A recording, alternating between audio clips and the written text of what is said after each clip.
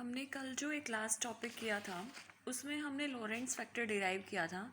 k was coming out to be 1/√1 minus we square upon C square. उसी Lorentz factor के behalf पर हमने coordinates को derive किया था। x dash was equal to x minus v t upon √1 minus we square upon C square. और similar way में t dash was equal to t minus x v upon C square upon √1 minus we square upon C square. ठीक है, तो वही लॉरेंट्ज़ transformation के behalf पर हमें कुछ कॉन्सिक्वेंसेस मीन्स हमें कुछ एप्लीकेशन डिराइव करनी है। उनमें से फर्स्ट और जो बहुत इंपॉर्टेंट ट्रांसफॉर्मेशन है वो है लेंथ कॉन्ट्रैक्शन के बारे में, जिसको हम रिलेटिविटी ऑफ स्पेस भी बोलते हैं।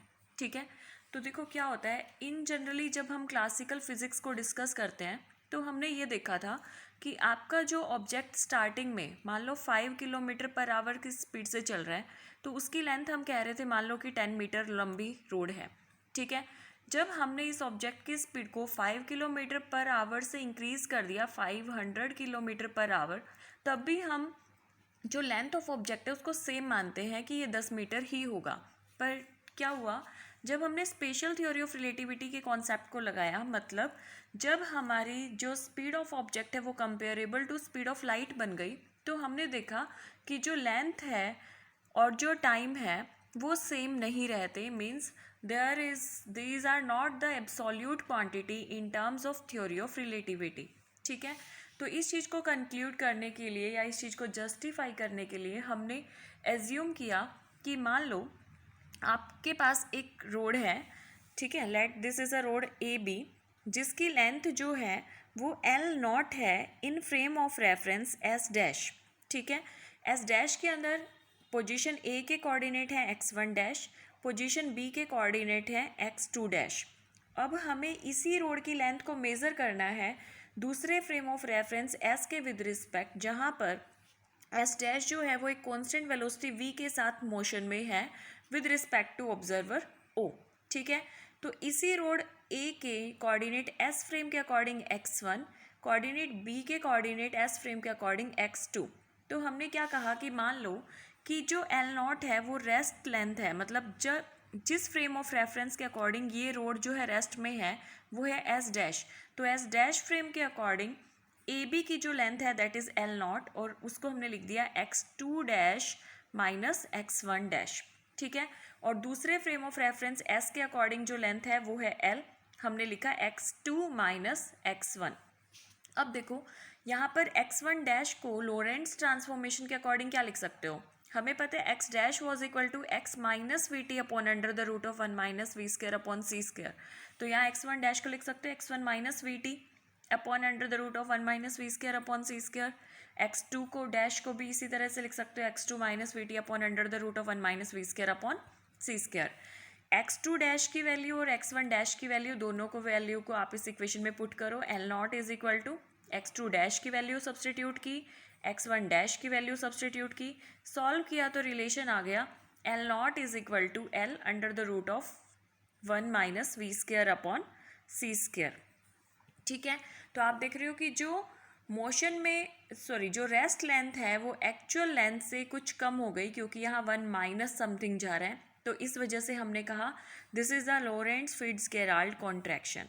और एक चीज़ और नोटिस जो आपको करनी है वो ये कि लेंथ में जो चेंज आता है वो सिर्फ उसी डायरेक्शन में आता है जिस डायरेक्शन में बॉडी मोशन कर रही है। फॉर एग्जांपल सर्कल आपको दिखाई दे रहा था रेस्ट से, पर अगर आपका फ्रेम ऑफ रेफरेंस मोशन कर रहा है अलॉन्ग एक्स एक्सिस, तो आपको ये जो एक्स डायरेक्शन की रेडियस है ये कम दिखाई देगी और वाई वाली जो आपकी रेडियाई है वो सेम दिखाई देगी। मतलब circle will appear to be ellipse in nature and this phenomena is called length contraction. Next हम डिस्कस करेंगे रिलेटिविटी ऑफ टाइम, जिसको हम बोलते हैं टाइम डायलेशन। फिर से वही बात है कि क्लासिकल थ्योरी ऑफ फिजिक्स में कोई इवेंट मान लो जो पहले 5 किलोमीटर पर आवर की स्पीड से चल रहा था, उसका स्टार्टिंग टाइम हमने मान लो मेज़र किया था टाइम 1 सेकेंड, उसी इवेंट के ख़त्म होने का टाइम हमने मेज़र किया था 10 सेकेंड। जब वही काम आपका स्पीड जो है चेंज कर दो 50 किलोमीटर पर आवर, तब भी आपका इनिशियल टाइम 1 सेकेंड था, तो इनिशियल टाइम सेम रहेगा और फाइनल टाइम भी आपका सेम रहता था। ठीक है, पर स्पेशल थ्योरी ऑफ रिलेटिविटी ने कहा कि जब भी आपका object comparable to speed of light move करेगा तो टाइम में भी चेंज आएगा, और उस टाइम चेंज को उन्होंने नाम दिया टाइम डायलेशन। और उसका रिलेशन कुछ इस तरह से डिराइव किया कि उन्होंने मान लिया कि let t1 is the time of starting of event, time starting of event, और उन्होंने कहा मान लो कि t2 is the time of ending of event. ठीक है, तो t1 का रिलेशन लिखा स्पेशल थ्योरी ऑफ रिलेटिविटी के according, t1 is equal to t1 dash plus x dash v upon C square upon under the root of 1 minus we square upon C square. इसी तरह से t2 के coordinate लिख दिए t2 dash और x dash की form में। फिर उन्होंने कहा let us find out the difference between two time t2 minus t1। t2 minus t1, ये t2 वाली इक्वेशन लिखी, माइनस किया t1 वाली इक्वेशन को, और ये रिलेशन आ गया। अब उन्होंने कहा late t2 minus t1 is equal to t, means this is the time when frame of reference is moving, और उन्होंने कहा let t2 dash minus t1 dash is equal to t naught, मतलब this is the time when event was occurring at rest with respect to frame of reference as dash। ठीक है, तो t2 minus t1 dash जो है इसके time को t not कहा क्योंकि ये वो टाइम है जब आपका फ्रेम ऑफ रेफरेंस रेस्ट पे अपीयर हो रहा था।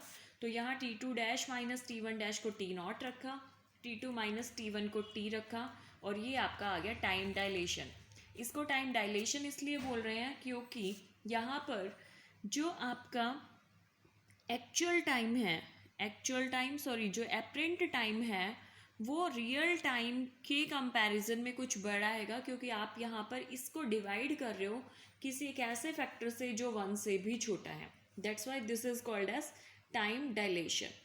अब ये जो दोनों टॉपिक हैं लेंथ कॉन्ट्रैक्शन और टाइम डायलेशन, इसके रिगार्डिंग आपके बुक में 4 न्यूमेरिकल हैं, 5th 6th 7th और 8th। तो ये चारों न्यूमेरिकल आप एक बार खुद से ट्राई करोगे, कोई भी चेंज नहीं है, सिर्फ इन्हीं दोनों फॉर्मूलाज को डायरेक्ट यूज़ किया हुआ है। आपको बस समझना क्या है कि t कौन सा टाइम है, t नॉट कौन सा टाइम है, v इन्होंने आपको दे रखा होगा, c आपको ऑलरेडी पता होता है, दैट इज़ 3 × 10⁸ मीटर पर सेकेंड। तो इन्हीं दोनों फार्मूलाज को यूज़ करके ये चारों न्यूमेरिकल आपको करने हैं।